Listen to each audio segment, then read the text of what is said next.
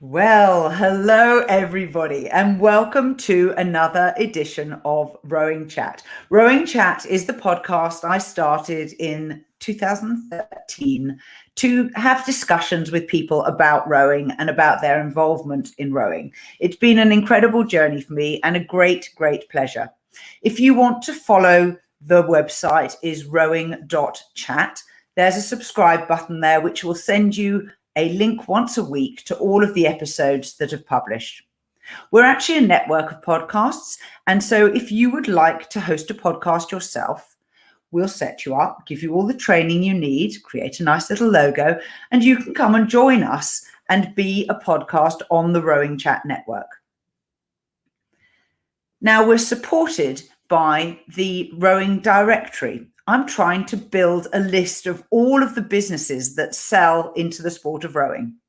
It's on rowing.chat, and then there is a menu item called Directory. And recently, we have had listings from Rubini jewelers, who make a lot of different jewelry, but also rowing-specific jewelry.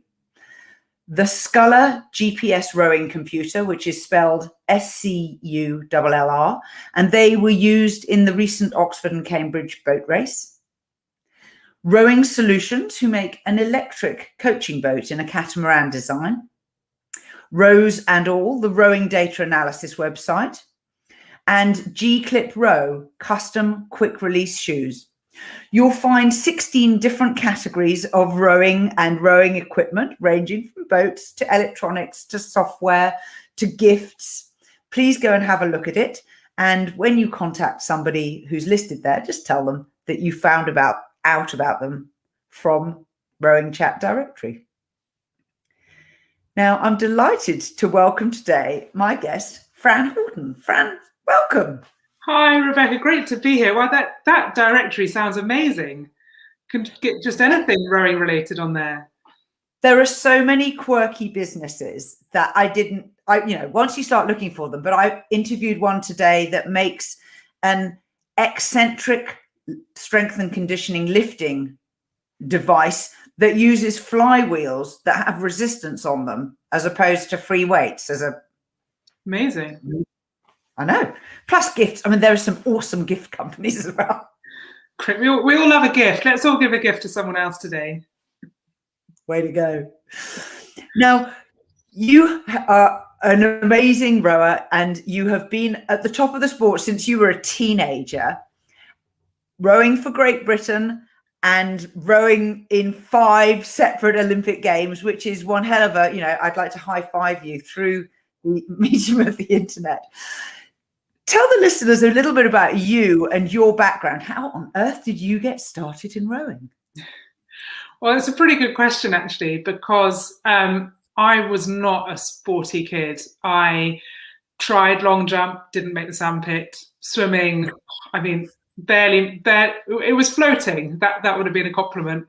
But my elder sister, she was randomly, because no one in my family is sporty, but she was brilliant at running, at hockey, at netball. Whenever I turned up to PE, the teachers were like, "Oh, that's so exciting! You're even taller. You're going to be even better." And then they saw me sort of rooted to the spot and sort of looking around me, not really sure what I was supposed to do. And so I just thought, I'm fed up with being this perpetual disappointment compared to my sister. So I'm going to try the only thing she hasn't tried. And I was really lucky that living in Oxford, rowing was sort of percolating in my mind. And I gave it a go. And I absolutely loved it. It was my own world. And it was a place, as an introvert, it was a place where I could just sort of push off from land and enjoy myself on a river, and actually to meet people that enjoyed a similar thing meant that I then had something to talk to them about. And really it became a vehicle for sort of social interaction as well. So that's how I kind of first fell in love with it. And I always thought, make sure you always come back to that love of just moving a boat down a river. And you went and rowed for Great Britain as a junior. You managed 3 years as a junior. Is it just a quirk of your birthday? Yeah, so actually I did the coupe once when I was 14, and then I did 3 junior worlds. And September birthday, and I was young for my year, but obviously super tall. So I had this advantage.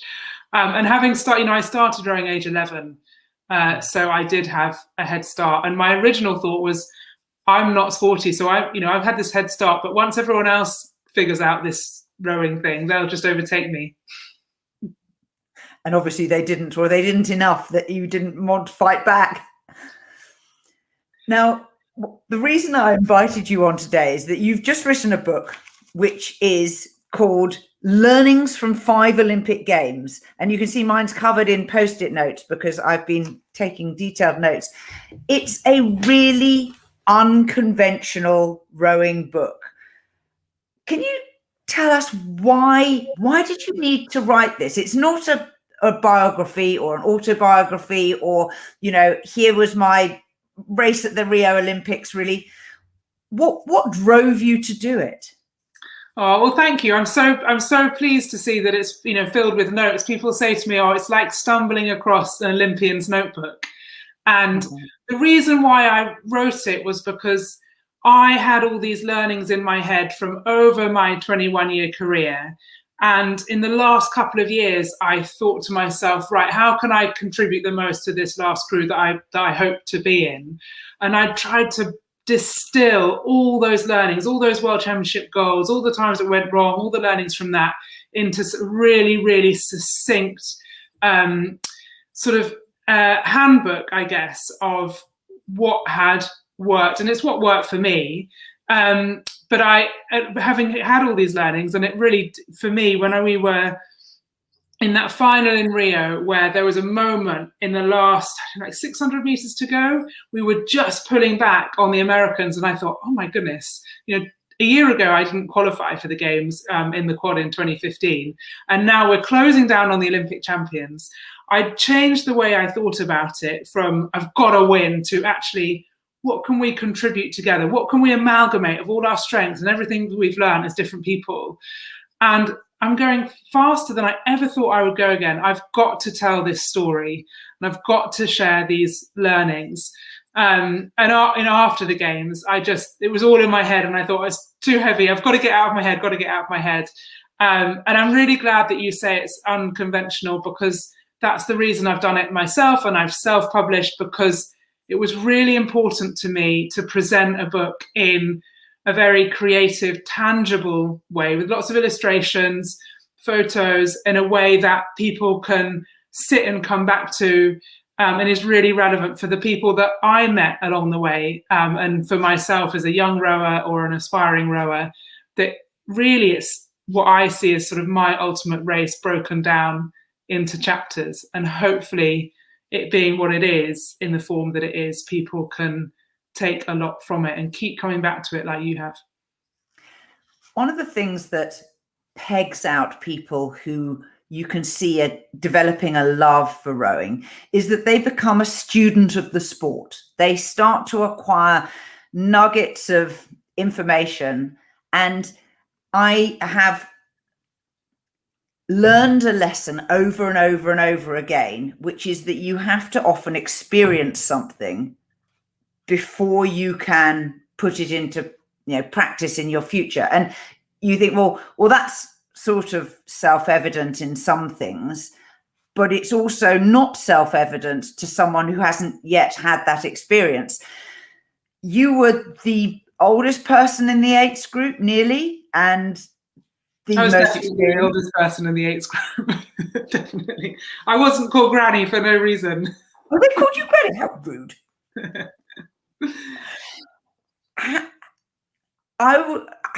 What made you realize that your contribution to the crew wasn't just muscles, it was muscles plus brains? Yeah, exactly. So I think I had gone through I'd gone through a period of time where, I had won golds in the quads, and I was saying to people, this is how we've done it before. This is the tracing paper we need to put ourselves on top of. We need to replicate. This is how champions do it. And it just doesn't work. And what I found was that we all need to feel for ourselves when it feels right in a crew, and then collectively say, right, that feeling or that call, that's what we need to replicate. That thing that we have felt together, and only us who felt it today can describe and recreate again. And so that's where I came to this real mindset of what can we create together. We're not recreating what past crews have done. We're coming together as a new group of people and creating something afresh. And every time it felt right, I saw my role in the crew was to draw attention to that and say, that is what we want to do again, and gradually build up the ingredients of our ultimate race. So if we're out on the water, we're practicing starts, say, that was a really good start, bank that one.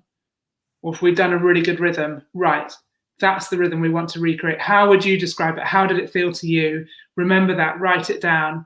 And we'll all have slightly different words or different memories, but it was memories of the same moment to recreate. Which demonstrates that, anyone who's rowed for more than a couple of years, particularly if you've come out of school rowing, will have been in crews with different people. And you'll begin to acknowledge that different crews are very substantially different in all of their makeup, not just physiology and boat speed and skill, but there's actually a rather complex spider's web of the things that hold a crew together. And often you end up with a crew t-shirt that has an in-joke in it. That we had one that said, celebrate the finish, which means nothing to anyone who wasn't in the crew who celebrated the finish. Yeah, it's so true. Even in the quads, if we changed one person in a quad, the dynamic completely changes. And, I was in crews with such different personalities, but that became the real quality. In Athens, we were 4 introverts. In Rio, we had the whole gamut of experiences, we had a gamut of personalities. But I think the really special thing about it was by that point, because we had quite a few experienced people in the crew as well, we were celebrating each other's differences. We weren't frustrated that we were different. And I think if you can get to that point where you say, your point of view is really valuable, and really string those things together, that's when you're in a good team. That is really true. And it also gives confidence to the other person because they feel that their contribution is important and valued as part of, as you say, it's more like lace work, I think, than knitting. It's fine threads of tiny, individually insignificant details that build up. It is. And I think something that I tried to bring to the crew in Rio was, number one, to each and every member of the crew, permission to believe in themselves.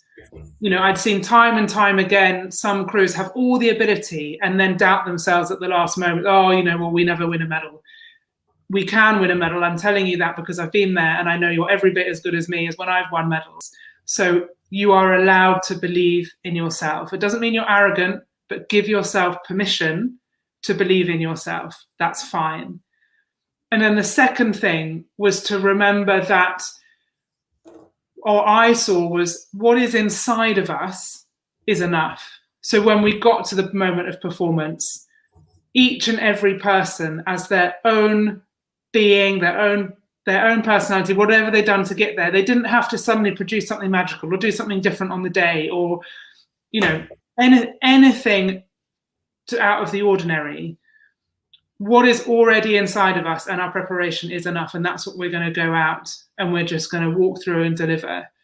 And so that's where I saw my role was, because I was physically strong. I was, technically able, but I wasn't going to get that much better. The thing that I could contribute was these other things around the side, having sort of been there and really seen what really makes a difference in the last 24 hours, or, when you're sitting there and it's completely silent and the guy's about to call you over and you're really scared.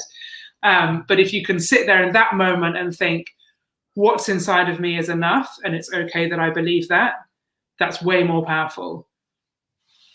Now, in the book, I'm going to show you one of the double-page spreads. This is the most amazing graph of everything from the very, very beginning here, back to front, to finishing right up here at the Olympic final. And that's graphed from, it says 21 seat races is the beginning. So I'm guessing this is April 2016 through to August. Yeah, correct. So I've got 2 timelines in the book. One is my whole career, and with plenty of ups and downs, finishing on the high in Rio. And then that one is specifically about the women's eights year, because we did have a really up and down year. And I just thought it was really important to show people that, you know, those ups and downs, they do happen. But you know what? The common denominator in the people that get there is the ones that pick themselves up, keep going. You know, it might well feel like failure on repeat, but if you know where you want to get to, that is the thing that keeps you putting the keys in the ignition, keep coming back and persevering. Now, goal setting was obviously part of the big underlying process, and you've clearly learned an enormous amount about psychology of athletes and group dynamics. Talk a little bit about how you as a crew defined your goals. Did you do it together? I mean, you obviously knew you were trying to go to the Olympic Games. You pre-qualified, or did you have to do the regatta of death? No, the girls qualified in 2015, and yes. I think that was the moment that everyone on the bank, including the girls in the crew, knew that a British 8 could win an Olympic medal, because that is the hardest regatta to do for anyone, is that qualification race. I mean, almost every other boat class, I think, once you've made the final in the Worlds, before the Olympics, you've qualified. But for the women's 8, you've still got to come 5th. Yeah. And they, I think, came 4th, but they were in touching distance of a medal. And that was, I think, that was the moment everyone believed. And as a crew, it was really clear to us that we were going to aim to win gold, because we knew we had to do that in order to ensure that we were good enough to win a medal at all. And we set ourselves a target of a certain distance behind the top crews in the squad, which were at that point, obviously the women's pair, who were amazing, Olympic champions, and also the men's lightweight double, who were very fast as well. And so we would always test ourselves against them. And because you don't get a lot of racing in a women's 8, through the year in the lead up to the World Championships, every single training piece we did, I remember out on camp, I mean, it might as well have been the Olympic final. We fought so hard and pushed ourselves so hard in every training piece, as if it was the race. And I think that was really important, because we really ingrained in ourselves that fury and that passion. And then we really got to know each other and how each other responded to that pressure and that, those moments where it's not going right. How should you respond to that in the moment of pressure? Because it was absolutely clear to us that the aim was to get that British piece of plastic onto the Olympic podium raft. Whoever was in it, that was the mission. So what's the difference then when you've had a training piece that perhaps wasn't as good as you'd hoped?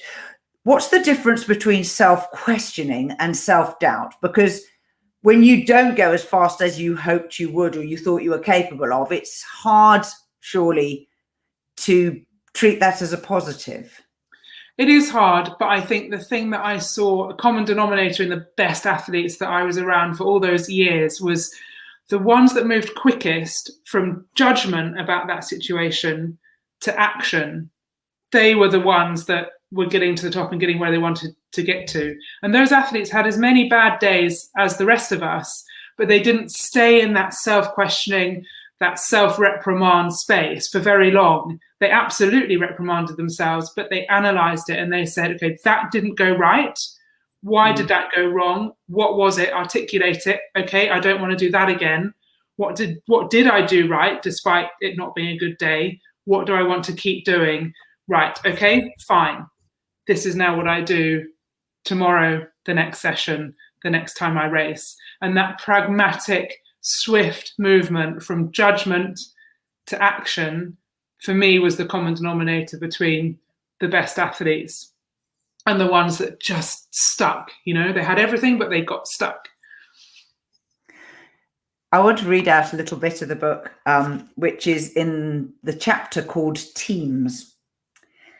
Honesty was also the final layer that held everything together when we were under pressure at home, especially in the run-up to the last-minute trials before Rio. Some of the crew were keen to see if other athletes could make the crew faster, and others wanted to protect the team that we had. In the end, we agreed we would row our way, and if others made that stronger, then so be it. Those who believed in our way and us beyond anyone else coming in knew that we had the opportunity to show this, and those who wondered if it could be bettered also had the opportunity to find out. Either way, being able to discuss this and respect different people's perspectives was what made us able to go out and race unified, not divided.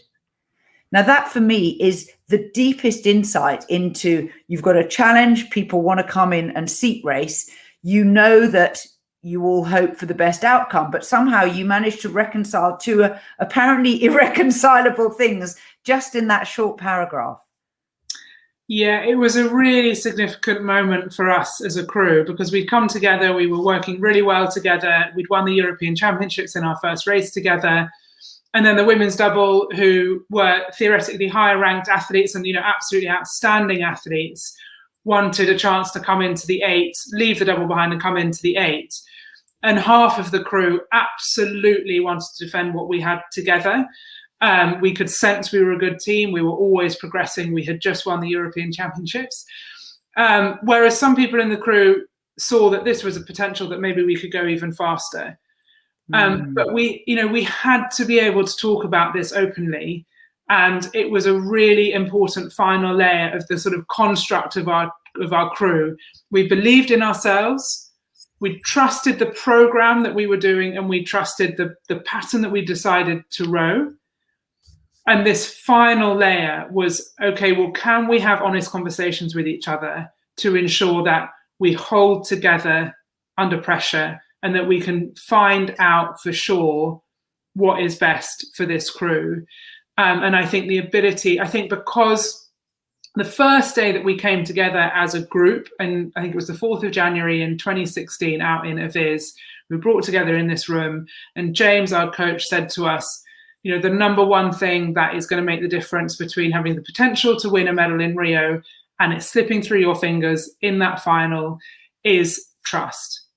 And that's not going to come from just looking at each other in the eye today and saying, all right, I agree to trust you. You're going to have to really get to know each other over these next 6 months so that when it comes to those moments of pressure, you really understand each other. And so when you have that instinctive response, you absolutely know what each other needs and you know yourselves so that the right thing happens under pressure. And I think, although we didn't expect it, this challenge from the women's double was a moment of pressure. But because we had those relationships, that understanding of each other, if one person in the crew thought pretty differently about this situation, at least we had that understanding to be able to have the respectful conversation with each other. And then to be able to go out in those seat races and to test our pattern with complete honesty, I think was really, really significant, because we could then go to Rio knowing that our pattern had been tested under the most intense pressure. So if it surpassed that, and each of the girls in the crew that were tested against the girls in the double won their seat race, rowing our pattern, why would we change that in the Olympic final? We have absolutely tried and tested it. So when you're coming 6th in the Olympic final, you know what pattern has worked before and you keep doing it. So I think that's a very good segue into, let's have a look actually at the Olympic final. And I think I've managed to cue this up to where you're at, quite get that right, but at the halfway mark, what position were you actually in? I think we were last, weren't we? I think we were 6th. Yeah. You by a very small margin. Yeah. But what an amazing comeback. But you attribute that to one principal thing. What was it? Well, let me see if I get this right. Trust in our pattern. Is that what I said? Is that correct? Well, that's what you wrote. Yeah, that's what I wrote. Yeah, we had absolute trust in our pattern. So Zoe was sitting there, our cox, and she said, everyone else has gone off too hard. This is the right pattern. Keep doing it. And we had to trust her, and we already knew we trusted our pattern. And so we kept with it. She was right, and we came through with the Americans. And thank goodness we did, because everything in my head, and I'm sure, many of the rowers out there listening to this podcast, the thing we want to do in the middle of the race is, number one, stop.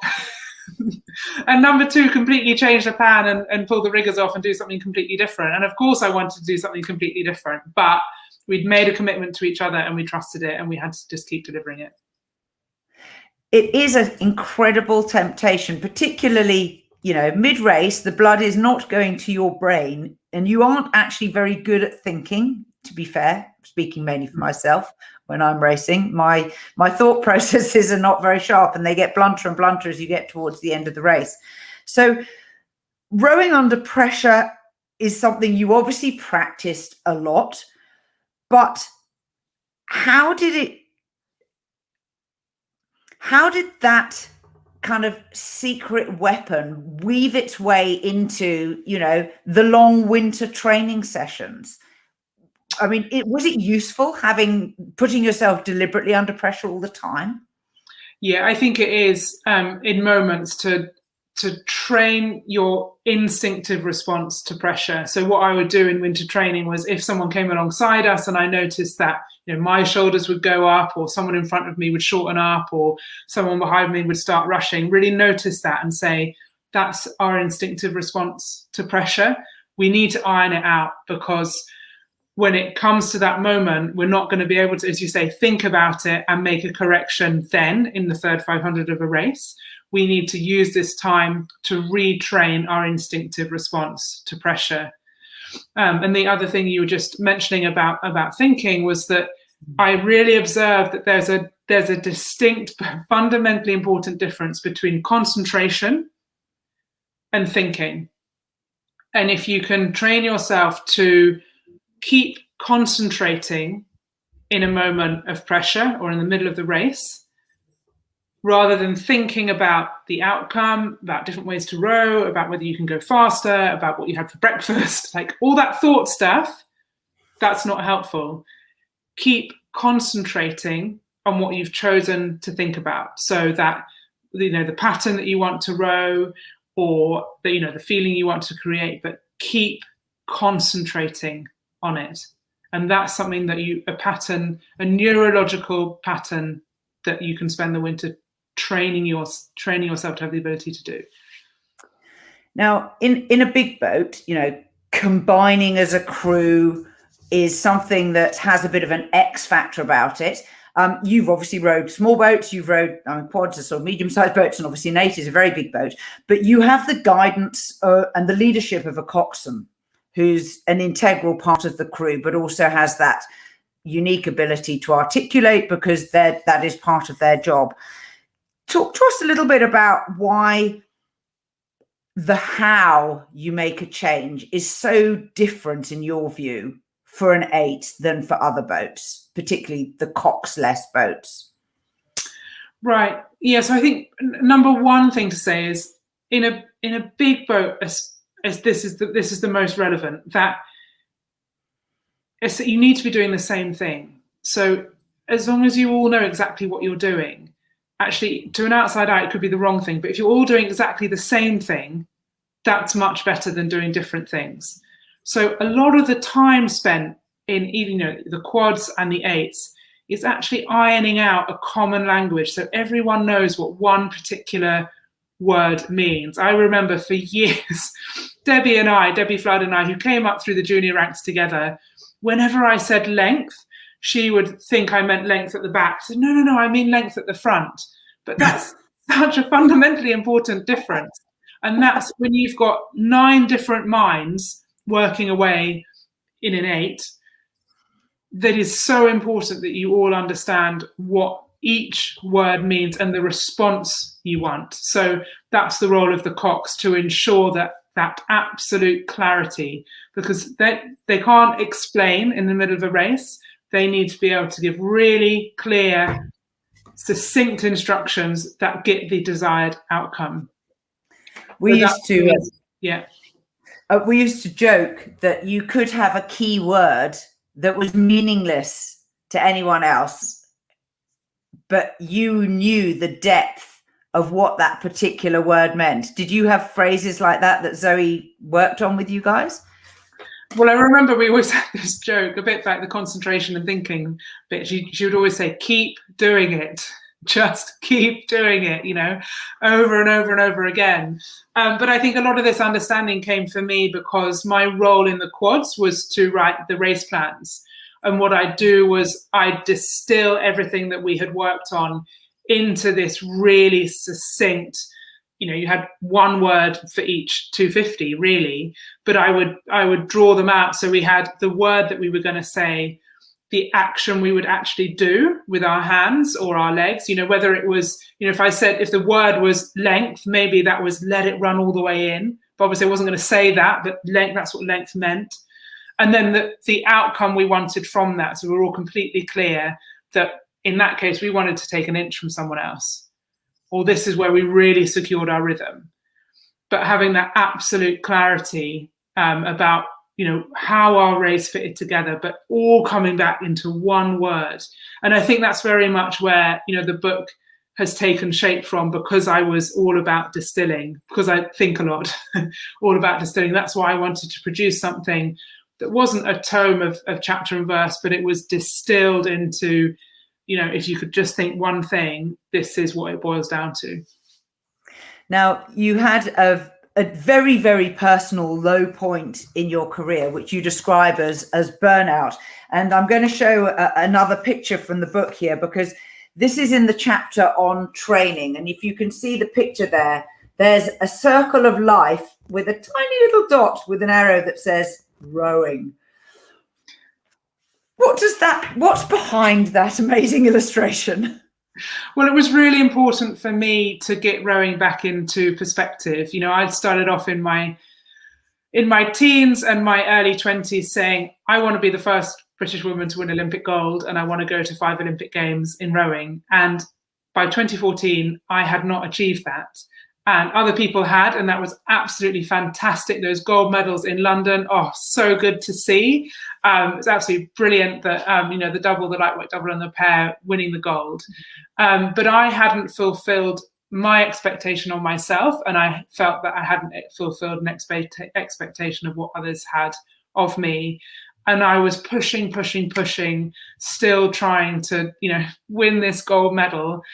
But it was burning me out. I was so frustrated. I was pretty sure I was not that much fun to be in a crew with, because I was pushing. And for me, I can see now when I look back that my physical burnout, and it started with a sore back, but honestly, they were the physical manifestations of emotional stress. And I was for weeks swapping a hot water bottle for a bag of frozen peas over and over to try and get my back to mend. But really what I needed was time and space to press pause and to really think about what I was doing and to reassess how I was going about it, because I knew that there was no way I was going to get to Rio thinking about it the way that I was. And I had to let go of this absolute need to win gold. And I had to shake hands with what to me would be failure and say, okay, well, if I don't win gold, it's okay. It's not that I don't believe I can, but it's okay if you don't. And you have to be okay with that in order to keep moving forwards. Because currently not being okay with that and being absolutely so frustrated at not winning, it's poisoning me inside. And what was really interesting was that understanding that in my mind and accepting that I needed to change the way I thought about it, it was like this hose pipe of stress, untwisted. When you're trying to water the garden and it all gets tied up, untwisted it, had this change of mindset, and I said, okay, I don't have to win. And then the water just flowed so much more easily. I didn't get injured again from then until, well, I haven't been injured since. Wow. And I deliberately redefined what I wanted over the last 2 years. And instead of it being, I've got to win, I said, I want to stand on the Olympic podium with my arms around my teammates, and I want to celebrate what we've created together with joy. I don't want to be relieved it's over. I want to feel joy with these people. And that's why I started focusing on the everyday, on what can we create. It's an open-ended thing. It's not we have to win. It is what can we possibly create as a group of people together? And that's why, in the final in Rio, when we were coming back on the Americans, and I realized, oh my goodness, this mindset has made me faster. Not only has it been more enjoyable, it has made us faster than I ever would have been concentrating on winning. This is so significant. Do you think you could have come to that realization any earlier in your career? I'd like to think so, because I'd like to think for anyone it wouldn't take 20 years. I think I started off with very much that mindset. I love the feeling of moving a boat down a river. Certainly that Athens crew, we didn't put that, we knew we were a great crew, but we didn't put pressure on ourselves and expectation to win, like I felt sort of later on in my career, sort of, around 2008. But we produced the most incredible races in that Athens crew. If I ever dream now about being back in that boat, the feeling of it, the rhythm of it, I think, oh, let me stay asleep. It was so good. And, such a pleasure to be a part of. And I think, everyone's on we all kind of are on a sort of spectrum, aren't we? And I think I hit a sweet spot, and then the carrot of, now, okay, well, you've won silver. You've really got to get over the line now. And it's possible because you've stood alongside these people and you've beaten them. You've beaten the Germans, in Lucerne before Athens. It's possible. And so then you carry on down this road and you slightly lose track of actually what was holding you in your optimal space. And so, I think it just took a bit of time to come back to what worked right for me. And it's unfortunate that it takes burning out to make me press pause and reassess. But, I learned a lot, and, it turned out all right. So what happened to your Too Tired to Cook book? Too Tired to Cook. It's still in progress. No, I came out. So after Beijing, when I took some time out, I trained as a chef, as a cook, really. People say chef. I'm not really a chef, a cook. And I came back and I trained in a place in Ireland where I learned an enormous amount. Ballymaloe Cookery School in Ireland, 3 months of cooking. And most amazing women run this cookery school. And I learned a lot about leadership. I learned a lot about myself, because it was really interesting. Whenever stuff got hectic in the kitchen, I could notice that I went really quiet and I'd want everything to slow down. And I thought, so that's me responding to pressure. Rowing doesn't do that to me. I can't blame rowing for making me sort of respond, like I don't want to respond to pressure. I need to take control of that, because if it happens in the kitchen, that's the common denominator is me. So that was really interesting. And I came back and I gave some cooking lessons to athletes who said, no, I'm too tired to cook. And I said, right, well, I'll come into your kitchen and I'll tell you how to do it yourself. Fantastic. Well, we will look forward, obviously, to the Too Tired to Cook book and your wonderful life technique. And I think I've heard of that cookery school, because I think I'm a compulsive cutter-outer of recipes, and I have a lever arch file full of things. And I think I've got their soda bread recipe. Oh, yeah. First thing you learn. There you go. Yeah. How to make buttermilk, and then the soda bread. Yeah. Now, you have a beautiful piece right at the end of your book. And when we were talking before going live, I asked whether you wanted to have this question at the beginning or at the end of the interview. And when I ask it, the listeners will understand how it's like a bookend, and it could sit at either end of our discussions. I want to read another paragraph where you've written,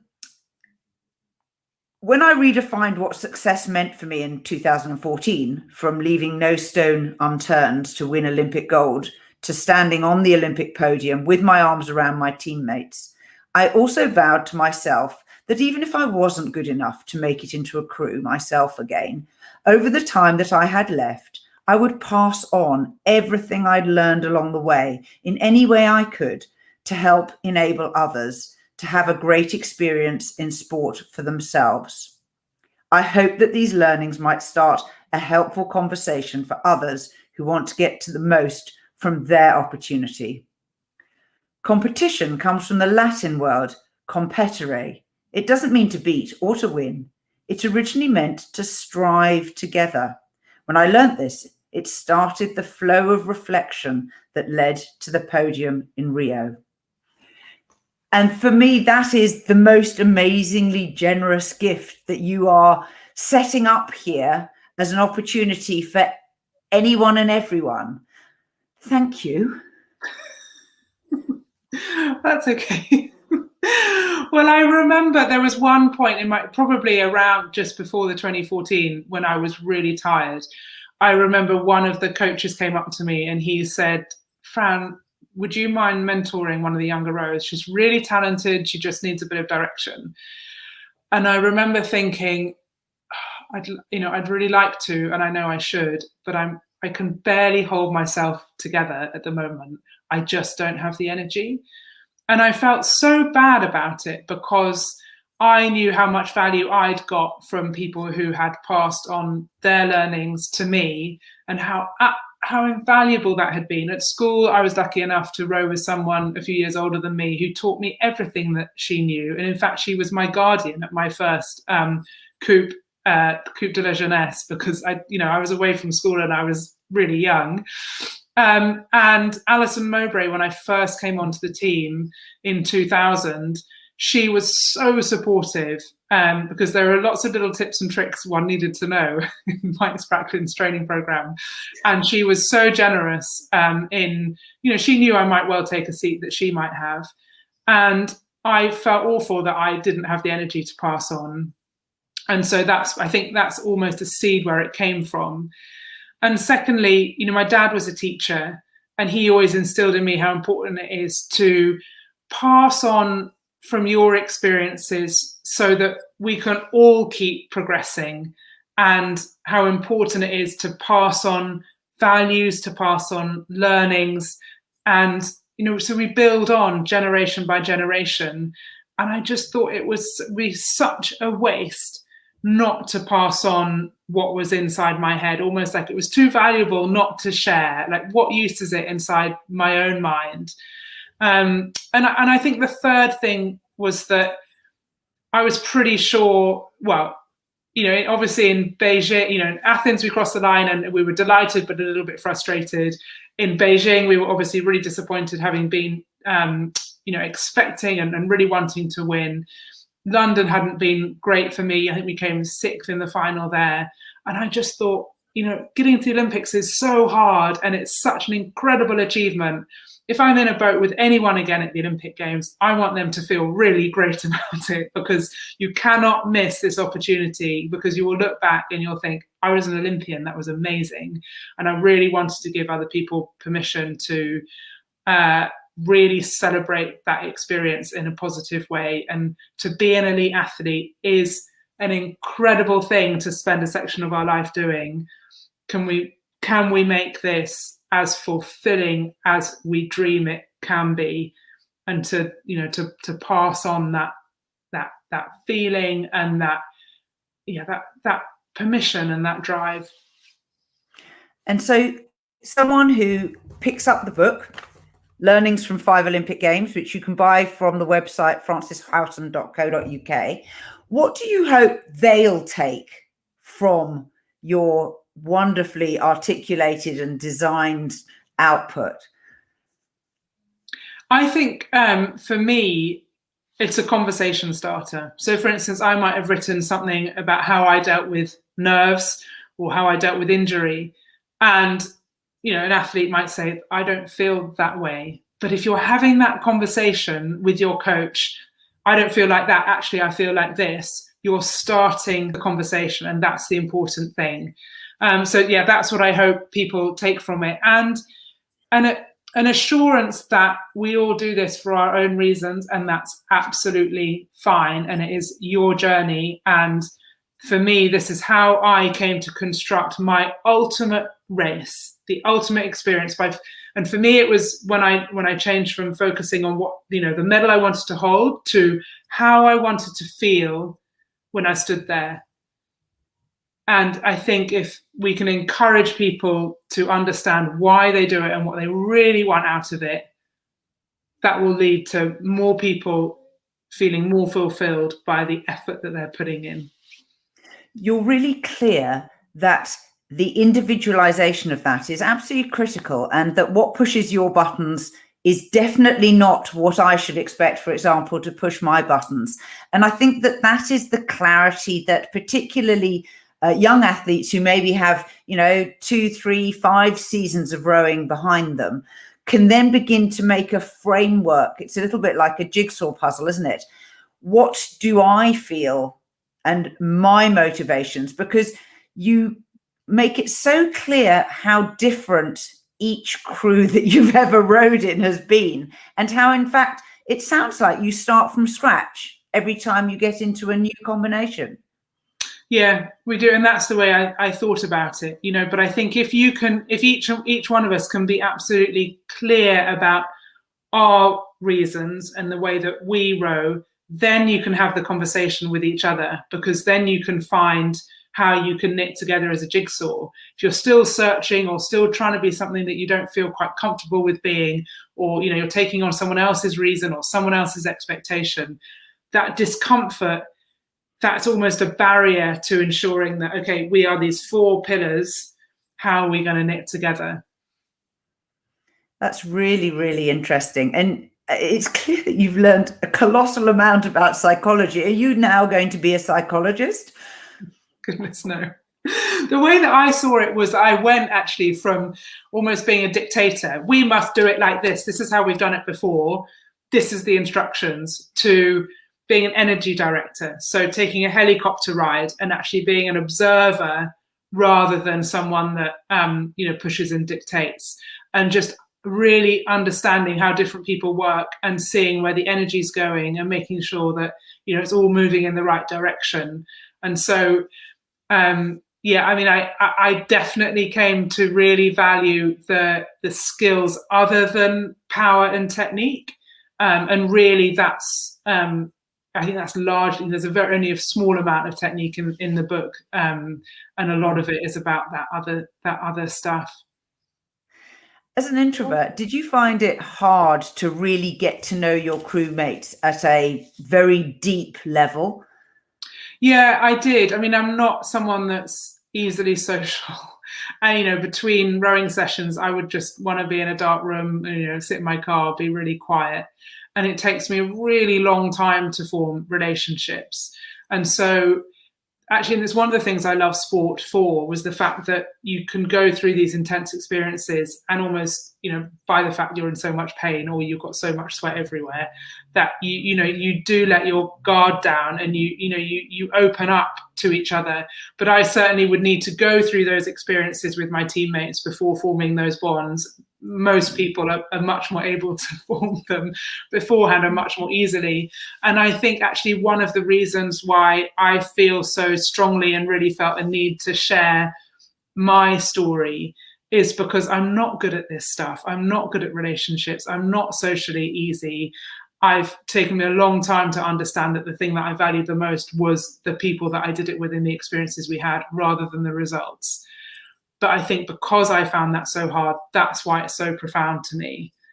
So it's sort of a little bit of hypocrisy, a little bit of irony, but I think that's why I feel so strongly about it. It's a great way that you articulate that, because as someone who's very different than you, I am married to an introvert. And so I have had to learn a lot. And one of the things that people who perhaps more easily form those relationships you describe is that they don't value them in quite the same way, because they come easy, they go easy as well. And I suspect that one of my learnings that I'm still challenged with in my later life is, how do you get below the, hey, hello, how are you? I'm fine, exchange, which is a mantra of meaningless words. Yeah, I'm a sit on the floor with one other person and take time kind of person. And it's actually one of the things I've struggled with retiring at the age that I did, a lot of my friends have children, or they're in the thick of their, building their careers. People don't have time for conversations. And I think that's something that's been difficult in a phase where I'm, readjusting to a really different world, a really different every day, to not have the time that I had with my teammates. Occasionally, we've got time to kill around a regatta in a hotel, or and you've got that, that real like slow burn time. That I have struggled with that real quick conversation, because I don't feel I'm getting anywhere. And it's a positive and a negative living in Cornwall. Not people can't come down so much, but generally they'll come down for a bit longer. I was going to say, going on holiday with people, I've found that a quiet meal and or a weekend together, even with children and dogs and other commitments, that actually the bits of time can be pieced together, perhaps like beads on a chain, on a string.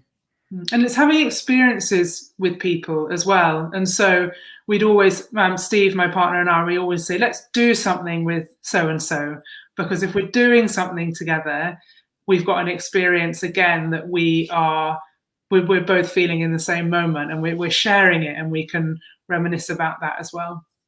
Yeah, so powerful. Now, I'm very much keen to hear about one last thing. If I play the video of the Rio 8's final, can you talk us through what was happening at your racing start?